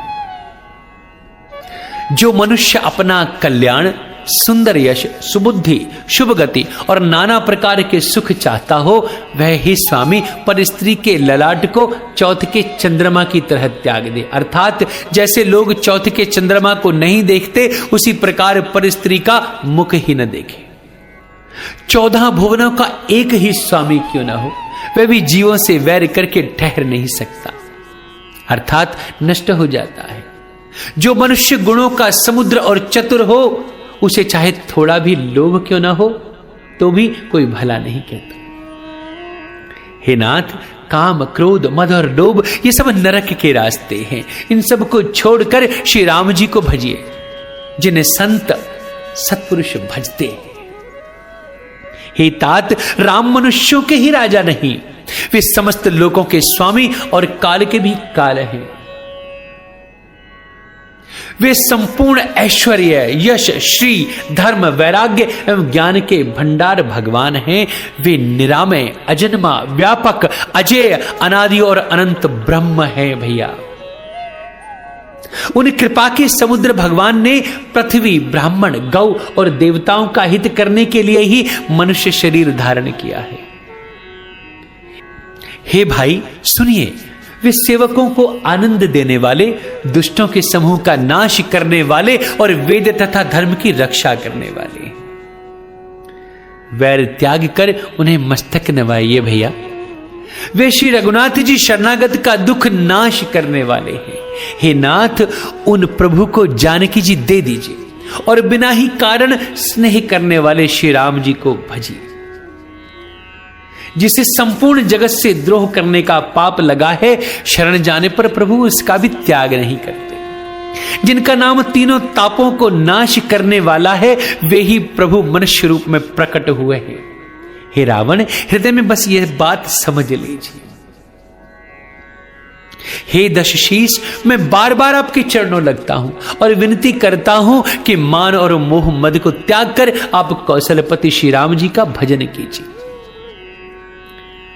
मुनि पुलस्त जी ने अपने शिष्य के हाथ ये बात कहला भेजी है। हे तात, सुंदर अवसर पाकर मैंने तुरंत ही वह बात आपसे कह दी। माल्यवान नाम का एक बहुत ही बुद्धिमान मंत्री भी था। उसने विभीषण के वचन सुनकर बहुत सुख माना और कहा, हे तात, आपके छोटे भाई नीति विभूषण नीति को भूषण रूप में धारण करने वाले अर्थात नीतिमान हैं। विभीषण जो कुछ कह रहे हैं उसे हृदय में धारण कर लीजिए प्रभु। तब रावण ने कहा, ये दोनों मूर्ख शत्रु की महिमा बखान कर रहे हैं। यहां कोई नहीं है जो इन्हें दूर करे। तब माल्यवान तो घर लौट गया और विभीषण जी हाथ जोड़कर फिर कहने लगे, हे नाथ, पुराण और वेद ऐसा कहते हैं कि सुबुद्धि और कुबुद्धि सबके हृदय में रहती है। जहां सुबुद्धि है वहां नाना प्रकार की संपदाएं रहती हैं और जहां कुबुद्धि है वहां परिणाम में विपत्ति रहती है। आपके हृदय में उल्टी बुद्धि आ बसी है। इसी से आप हित को अहित और शत्रु को मित्र मान रहे हैं। जो राक्षस कुल के लिए काल रात्रि के समान है, उन सीता पर आपकी बड़ी प्रीति है। हे तात, मैं चरण पकड़कर आपसे भीख मांगता हूं, विनती करता हूं कि आप मेरा दुलार रखिए। मुझ बालक के आग्रह को स्नेहपूर्वक स्वीकार कर लीजिए और श्री राम जी को, सीता जी को दे दीजिए, जिसमें आपका अहित न होगा। विभीषण ने पंडितों, पुराणों और वेदों द्वारा सम्मत वाणी से नीति बखान कर कही, पर उसे सुनते ही रावण क्रोधित हो उठा और बोला, रे दुष्ट, अब मृत्यु तेरे निकट आ गई समझ। अरे मूर्ख, तू जीता तो है सदा मेरा जिलाया हुआ, पर हे मूढ़, पक्ष तुझे शत्रु का अच्छा लगता है। अरे दुष्ट, बता ना, जगत में ऐसा कौन है जिसे मैंने अपनी भुजाओं के बल से न जीता हो। मेरे नगर में रहकर प्रेम करता है तपस्वियों पर, मूर्ख, उन्हीं से जा मिल और उन्हीं को नीति बता। ऐसा कहकर रावण ने उसे लात मारी, परंतु छोटे भाई विभीषण ने मारने पर भी बार बार उसके चरण ही पकड़े। भगवान शिव कहते हैं, हे उमा, संत की यही बड़ाई है कि वे बुराई करने पर भी भलाई ही करते हैं। तभी विभीषण ने कहा कि आप मेरे पिता के समान हैं, मुझे मारा सो तो अच्छा ही किया, परंतु हे नाथ, आपका भला श्री राम जी को भजने में ही है। इतना कहकर विभीषण अपने मंत्रियों को साथ लेकर आकाश मार्ग में गए और सबको सुनाकर वे ऐसा कहने लगे कि राम सत्य संकल्प प्रभु सभा काल बस तोरी, मैं रघुबीर शरण अब जाऊं देहु जनि खोरी। श्री राम जी सत्य संकल्प एवं सर्व समर्थ प्रभु है, और हे रावण, तुम्हारी सवा काल के वश है, अतः मैं अब श्री रघुवीर की शरण जाता हूं, मुझे अब दोष न देना।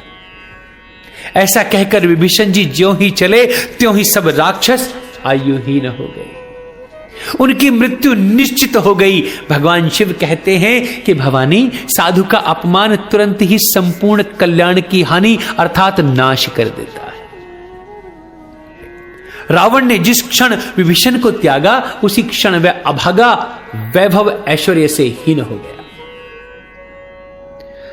विभीषण जी हर्षित होकर मन में अनेकों मनोरथ करते हुए श्री रघुनाथ जी के पास चले जा रहे हैं और सोचते जाते हैं, मैं जाकर भगवान के कोमल और लाल वर्ण के सुंदर चरण कमलों के दर्शन करूंगा, जो सेवक को सुख देने वाले हैं, जिन चरणों का स्पर्श पाकर ऋषि पत्नी अहिल्या तर गई, और जो दंडक वन को पवित्र करने वाले हैं, जिन चरणों को जानकी जी ने हृदय में धारण कर रखा है, जो कपट मृग के साथ पृथ्वी पर दौड़े थे, और जो चरण कमल साक्षात शिव जी के हृदय रूप सरोवर में विराजते हैं। मेरा अहोभाग्य है कि उन्हीं को आज मैं देख पाऊंगा, उन्हीं को आज मैं देखूंगा, कि जिन पायन के पादुकन भरत रहे मन लाई, ते पद आज बिलो की हूं इन नयनन अब जाई।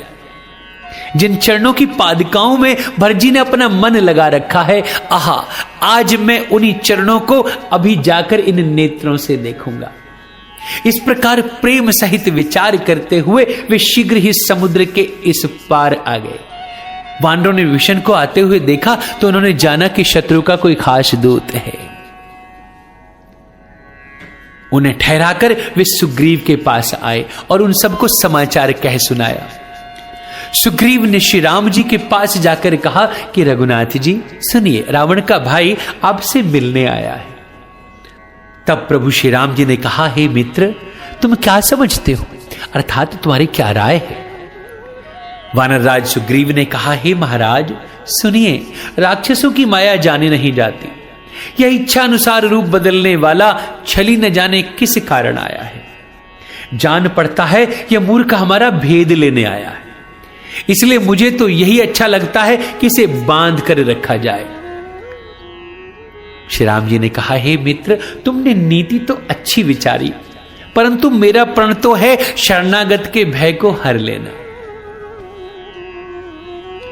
प्रभु के वचन सुनकर हनुमान जी हर्षित हुए और मन ही मन कहने लगे कि भगवान कैसे शरणागत वत्सल हैं। श्री राम जी फिर बोले, जो मनुष्य अपने अहित का अनुमान करके शरण में आए हुए का त्याग कर देते हैं वे क्षुद्र हैं, पाप में हैं, उन्हें देखने में भी हानि है, अर्थात पाप लगता है।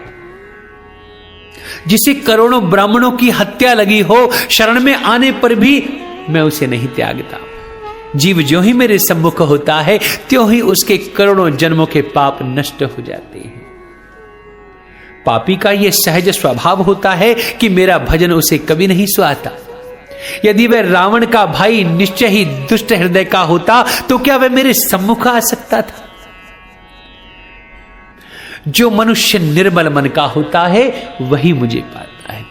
मुझे कपट और छल छिद्र नहीं सुहाते। यदि उसे रावण ने भेद लेने को भेजा है तब भी हे सुग्रीव अपने को कुछ भी भय या हानि नहीं है, क्योंकि हे सखे जगत में जितने भी राक्षस हैं लक्ष्मण क्षण भर में उन सबको मार सकते हैं, और यदि वह भयभीत होकर मेरी शरण आया है तो मैं उसे प्राणों की तरह रखूंगा। कृपा के धाम श्री राम जी ने हंसकर कहा दोनों ही परिस्थितियों में उसे ले आओ। तब अंगद और हनुमान सहित सुग्रीव जी कृपालु श्री राम जी की जय हो कहते हुए चले गए। विभीषण जी को आदर सहित आगे करके वानर फिर वहां चले जहां करुणा की खान श्री रघुनाथ जी थे। नेत्रों को आनंद का दान देने वाले दोनों भाइयों को विभीषण जी ने दूर से ही देखा। फिर शोभा के धाम श्री राम जी को देखकर वे पलक मारना अर्थात रोक कर ठिठक कर स्तब्ध रह गए, एकटक देखते ही रह गए।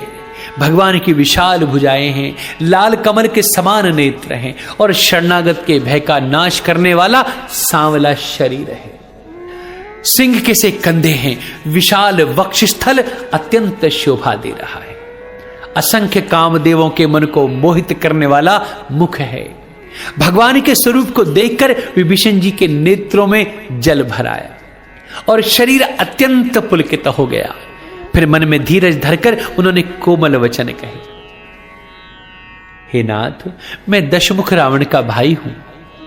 हे देवताओं के रक्षक, मेरा जन्म राक्षस कुल में हुआ है, मेरा तामसी शरीर है। स्वभाव से ही मुझे पाप प्रिय है, जैसे उल्लू को अंधकार पर सहज स्नेह होता है। मैं कानों से आपका सुयश सुनकर आया हूं कि प्रभु जन्म मरण के भय का नाश करने वाले हैं। हे दुखियों के दुख दूर करने वाले और शरणागत को सुख देने वाले, हे भगवान रघुवीर, मेरी रक्षा कीजिए प्रभु। प्रभु ने उन्हें ऐसा कहकर दंडवत करते देखा तो वे अत्यंत हर्षित होकर तुरंत उठे। विभीषण जी के दीन वचन सुनने पर प्रभु के मन को बहुत ही अच्छा लगा। उन्होंने अपनी विशाल भुजाओं से पकड़कर उनको हृदय से लगा लिया।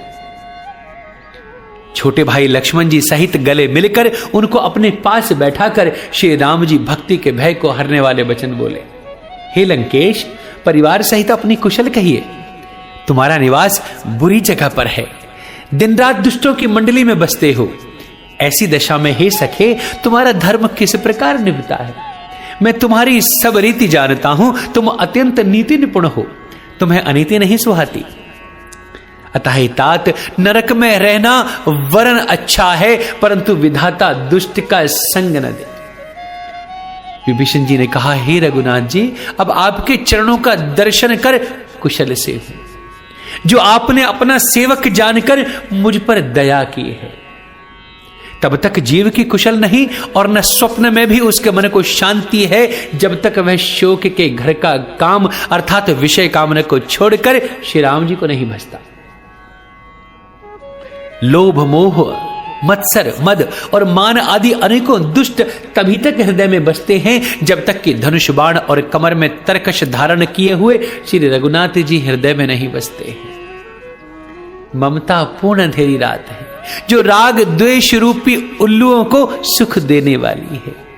वे ममता रूपी रात्रि तभी तक जीव के मन में बसती है जब तक प्रभु आपका प्रताप रूपी सूर्य उदय नहीं होता। हे श्री राम जी, आपके चरणार विंद के दर्शन करके अब मैं कुशल से हूं, मेरे भारी भय मिट गए हैं। हे कृपालु, आप जिस पर अनुकूल होते हैं उसे तीनों प्रकार के भवशूल कभी नहीं व्यापते। मैं अत्यंत नीच स्वभाव का राक्षस हूं, मैंने कभी शुभ आचरण नहीं किया प्रभु।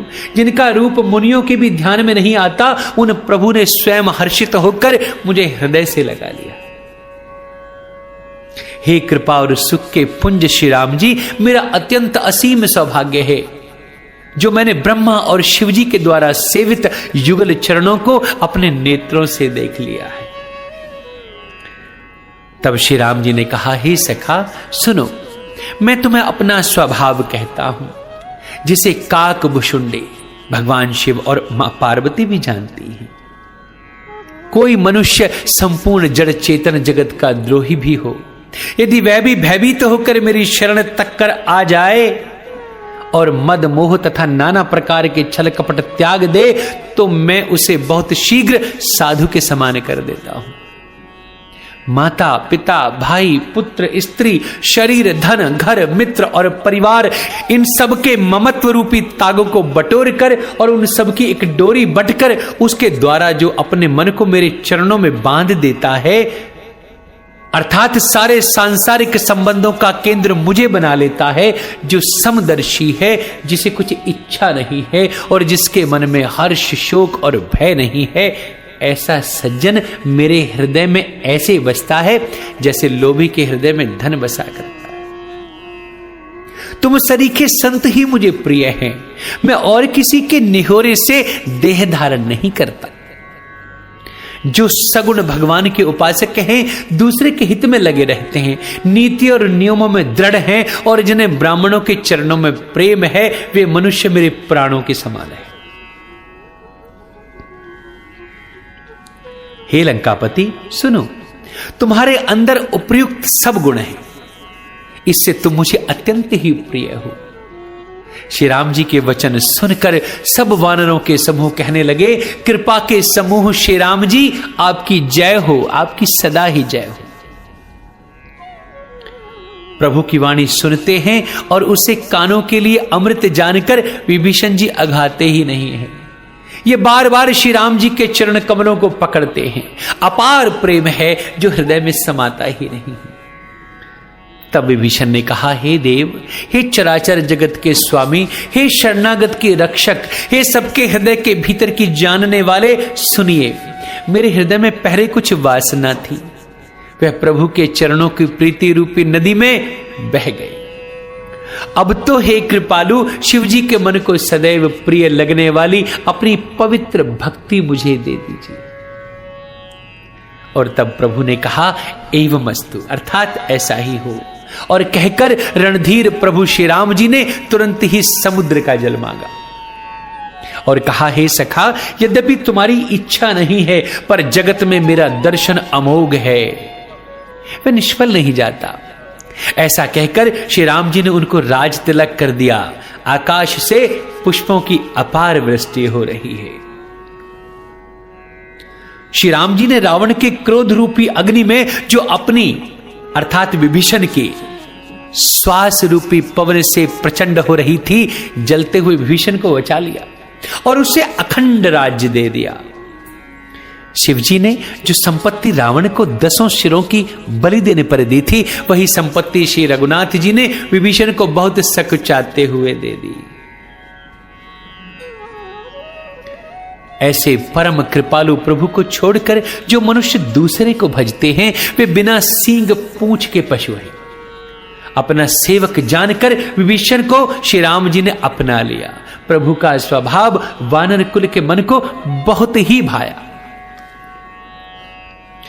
फिर सब कुछ जानने वाले, सबके हृदय में बसने वाले, सर्वरूप, सबसे रहित, उदासीन, कारण से मनुष्य बने हुए तथा राक्षसों के कुल का नाश करने वाले श्री राम जी नीति की रक्षा करने वाले वचन कहने लगे। हे वीर वानर राज सुग्रीव और लंकापति विभीषण, सुनिए, इस गहरे समुद्र को किस प्रकार पार किया जाए। अनेक जाति के मगर, सांप और मछलियों से भरा हुआ यह अत्यंत अथाह समुद्र पार करने में सब प्रकार से कठिन है। तब विभीषण जी ने कहा, हे रघुनाथ जी, सुनिए, यद्यपि आपका एक बाण ही करोड़ों समुद्रों को सोखने वाला है, तथापि नीति ऐसी कही गई है कि पहले जाकर समुद्र से प्रार्थना कर ली जाए कि प्रभु तुम्हारे कुल गुर जलद कही उपाय विचारी, बिनु प्रयास सागर तरही सकल भालु कपिधारी। हे प्रभु, समुद्र आपके कुल में बड़े पूर्वज हैं, वे विचार कर उपाय बतला देंगे। तब रीछ और वानरों की सारी सेना बिना ही परिश्रम के समुद्र के पार उतर जाएगी। श्री राम जी ने कहा, हे सखा, तुमने अच्छा उपाय बताया, यही किया जाएगा यदि दैव सहायक होंगे। परंतु यह सलाह लक्ष्मण जी के मन को अच्छी नहीं लगी। श्री राम जी के वचन सुनकर तो उनको बहुत ही दुख हुआ। लक्ष्मण जी ने कहा, हे नाथ, दैव का कौन भरोसा, मन में क्रोध कीजिए और समुद्र को सुखा डालिए। यह दैव तो कायर के मन का आधार है, आलसी लोग ही देव देव पुकारा करते हैं। यह सुनकर श्री रघुवीर जी हंसकर बोले, ऐसा ही करें, मन में धीरज रखो, ऐसा कहकर छोटे भाई को समझाकर प्रभु श्री रघुनाथ जी समुद्र के समीप गए। उन्होंने पहले सिर नवाकर प्रणाम किया, फिर किनारे पर कुश बिछाकर बैठ गए। इधर ज्यों ही विभीषण जी प्रभु के पास आए थे, त्यों ही रावण ने उनके पीछे कुछ दूत भेजे थे। कपट से वानर का शरीर धारण कर उन्होंने सब लीलाएं देखी थी। वे अपने हृदय में प्रभु के गुणों की और शरणागत पर उनके स्नेह की सराहना कर रहे थे। फिर वे प्रकट रूप में भी अत्यंत प्रेम के साथ श्री राम जी के स्वभाव की बड़ाई करने लगे। उन्हें दुराब भूल गया। तब वानरों ने जाना कि ये शत्रु के दूत हैं और वे उन सबको बांधकर सुग्रीव के पास ले आए। तब सुग्रीव ने कहा, सब वानरों सुनो, राक्षसों के अंग भंग करके भेज दो। सुग्रीव के वचन सुनकर वानर उनको मारने को दौड़े। दूतों को बांधकर उन्होंने सेना की चारों ओर घुमाया। वानर उन्हें बहुत तरह से मारने लगे। वे दीन होकर पुकारते थे, फिर भी वानरों ने उन्हें नहीं छोड़ा। तब दूतों ने पुकार कर कहा कि जो हमारे नाक कान काटेगा उसे कौशलाधीश श्री राम जी की शपथ है। यह सुनकर लक्ष्मण जी ने सबको निकट बुलाया। उन्हें बड़ी दया लगी। इससे हंसकर उन्होंने राक्षसों को तुरंत ही छुड़ा दिया और उनसे कहा, रावण के हाथ में यह चिट्ठी देना और कहना कि हे कुल घातक, लक्ष्मण के शब्दों को बांचो। फिर उस मूर्ख से जमानी मेरा उदार संदेश कहना कि सीता जी को देकर श्री राम जी से आ मिल, नहीं तो तुम्हारा काल आ गया समझो। लक्ष्मण जी के चरणों में मस्तक नवाकर श्री राम जी के गुणों की कथा वर्णन करते हुए दूत तुरंत ही चल दिए। श्री राम जी का यश कहते हुए वे लंका में आए और उन्होंने रावण के चरणों में सिर नवाया। दशमुख रावण ने हंसकर बात पूछी, अरे शुक, अपनी कुशल क्यों नहीं कहता? फिर उस विभीषण का समाचार सुना, मृत्यु जिसके अत्यंत निकट आ गई। मूर्ख ने राज्य करते हुए लंका को त्याग दिया। अभागा अब घुन बनेगा। जौ के साथ जैसे घुन भी पिस जाता है, वैसे ही नर वानरों के साथ वह भी जरूर मारा जाएगा। फिर भालू और वानरों की सेना का हाल कहे, जो कठिन काल के प्रेरणा से यहां चली आई है और जिनके जीवन का रक्षक कोमल चित्त वाला बेचारा समुद्र बन गया है। अर्थात उनके और राक्षसों के बीच में यदि समुद्र ना होता तो अब तक राक्षसों ने मारकर खा गए होते। फिर उन तपस्वियों की बात बता जिनके हृदय में मेरा बड़ा डर है। उनसे तेरी भेंट हुई या वे कानों से मेरा सुयश सुनकर ही लौट गए? शत्रु सेना का तेज और बल बताता क्यों नहीं? तेरा चित्त बहुत ही चकित हो रहा है। दूत ने कहा, हे नाथ, आपने जैसे कृपा करके पूछा है वैसे ही क्रोध छोड़कर मेरा कहना मानिए और मेरी बात पर विश्वास कीजिए। जब आपका छोटा भाई श्री राम जी से जाकर मिला, तब उसके पहुंचते ही श्री राम जी ने उसको राज तिलक कर दिया। हम रावण के दूत हैं। ये कानों से सुनकर वानरों ने हमें बांधकर बहुत कष्ट दिए, यहां तक कि वे हमारे नाक कान काटने लगे। तब श्री राम जी की शपथ दिलाने पर कहीं उन्होंने हमको छोड़ा। हे नाथ, आपने श्री राम जी की सेना पूछी, सो वह 100 करोड़ मुखों से भी वर्णन नहीं की जा सकती। अनेकों रंग के भालू और वानरों की सेना है, जो भयंकर मुख वाले, विशाल शरीर वाले और बड़े भयानक हैं। जिसने नगर को जलाया और आपके पुत्र अक्षय कुमार को मारा, उसका बल तो सब वानरों में बहुत थोड़ा है। असंख्य नामों वाले बड़े ही कठोर और भयंकर योद्धा हैं। उनमें असंख्य हाथियों का बल है और वे बड़े ही विशाल हैं। द्विद, मयंद, नील, नल, अंगद, गद, विकटास्य, दधिमुख, केसरी, निषट, शठ और जांबवान, ये सभी बल की राशि हैं प्रभु। ये सब वानर बल में सुग्रीव के समान हैं और इनके जैसे एक दो नहीं, करोड़ों हैं प्रभु, करोड़ों हैं। उन बहुत 100 को गिन ही कौन सकता है। श्री राम जी की कृपा से उनमें अतुलनीय बल है। वे तीनों लोकों को तृण के समान तुच्छ समझते हैं। हे दशानन, हे दशग्रीव, मैंने कानों से ऐसे सुना है कि 18 पद तो अकेले वानरों के सेनापति हैं। हे नाथ, उस सेना में ऐसा कोई वानर नहीं है जो आपको रण में न जीत सके। सबके सब अत्यंत क्रोध से हाथ मीजते हैं, पर श्री रघुनाथ जी उन्हें आज्ञा नहीं देते। हम मछलियों और सांपों सहित समुद्र को सोख लें, नहीं तो बड़े बड़े पर्वतों से उसे भरपूर काट देंगे और रावण को मसलकर धूल में मिला देंगे। सब वानर ऐसे ही वचन कह रहे हैं प्रभु, सब सहज ही निडर हैं, इस प्रकार गरजते और डपटते हैं मानो लंका को निगल जाना चाहते हैं। सब वानर भालू सहज ही शूरवीर हैं। फिर उनके सिर पर प्रभु सर्वेश्वर श्री राम जी का हाथ है। हे रावण, वे संग्राम में करोड़ों कालों को जीत सकते हैं। श्री रामचंद्र जी के तेज, बल और बुद्धि की अधिकता को लाखों शेष भी नहीं गा सकते। वे एक ही बाण से सैकड़ों समुद्रों को सोख सकते हैं, परंतु नीति निपुण श्री राम जी ने आपके भाई से उपाय पूछा। आपके भाई के वचन सुनकर वे श्री राम जी समुद्र से राह मांग रहे हैं। उनके मन में कृपा भरी है, इसलिए वे उसे सोखते नहीं।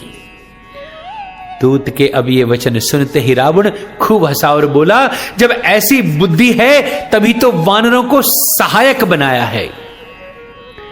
स्वाभाविक ही डरपोक विभीषण के वचन को प्रमाण करके उन्होंने समुद्र से मचलना अर्थात बालहट ठाना है।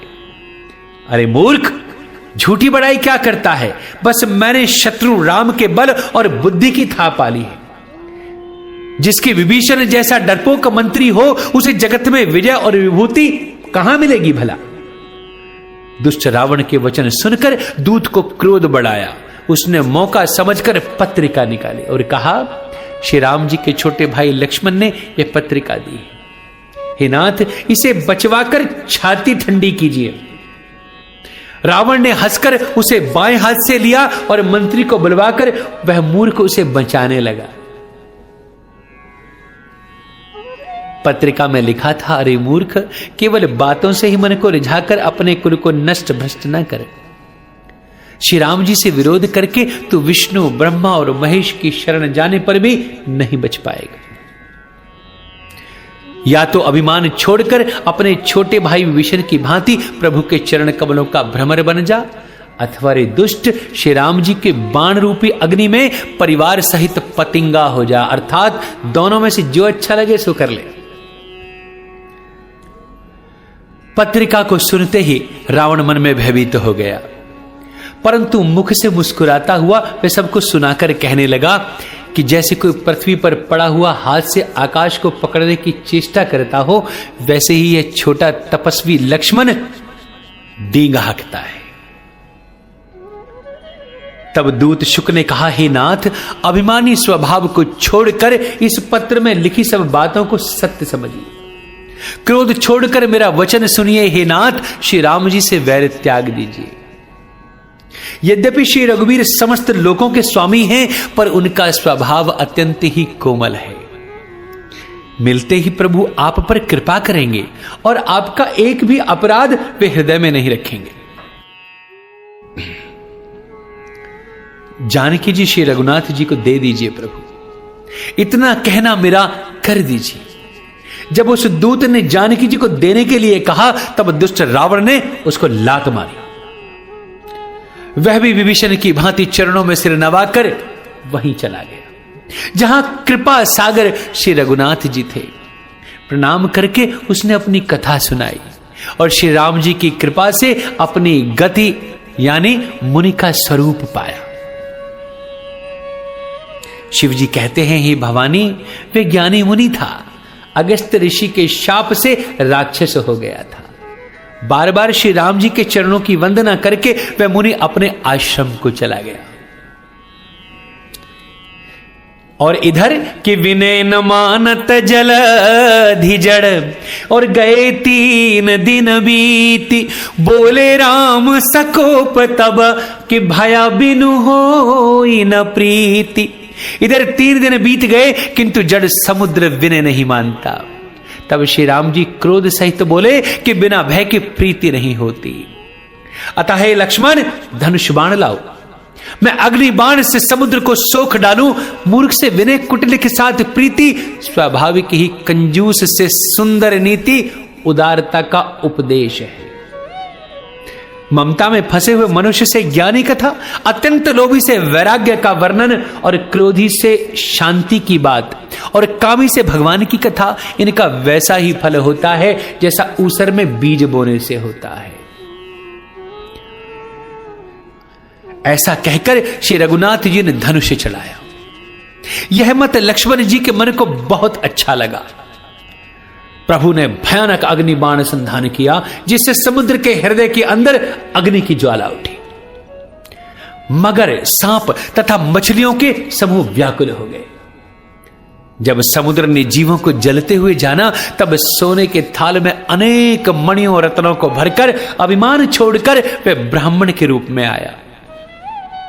काकभूषुंड जी कहते हैं, हे गरुड़ जी सुनिए, चाहे कोई करोड़ों उपाय करके सींचे, पर केला तो काटने पर ही फलता है, नीचे गिरने से नहीं मानता, वह डांटने पर ही झुकता है, अर्थात रास्ते पर आता है। समुद्र ने भयभीत होकर प्रभु के चरण पकड़कर कहा, हे नाथ, मेरे सब अवगुण क्षमा कर दीजिए। हे नाथ, आकाश, वायु, अग्नि, जल और पृथ्वी, इन सबकी करनी स्वभाव से ही जड़ है। आपकी प्रेरणा से माया ने इन्हें सृष्टि के लिए उत्पन्न किया है। प्रभु, सब ग्रंथों ने यही गाया है, जिसके लिए स्वामी की जैसी आज्ञा है वह उसी प्रकार से रहने में सुख पाता है। प्रभु ने अच्छा किया जो मुझे शिक्षा दी, किंतु मर्यादा भी आपकी ही बनाई हुई है। प्रभु, ढोल, गंवार, शूद्र, पशु और स्त्री, ये सब शिक्षा के अधिकारी हैं। प्रभु के प्रताप से मैं सूख जाऊंगा और सेना पार उतर जाएगी, इसमें मेरी बड़ाई नहीं है। तथापि प्रभु की आज्ञा अपेल है, अर्थात आपकी आज्ञा का उल्लंघन नहीं हो सकता, ऐसा वेद गाते हैं। अब आपको जो अच्छा लगे मैं तुरंत वही करूं। प्रभु, समुद्र के अत्यंत विनीत वचन सुनकर कृपालु श्री राम जी ने मुस्कुराकर कहा, हे तात, जिस प्रकार वानरों की सेना पार उतर जाए, अब आप हमें वही उपाय बताइए।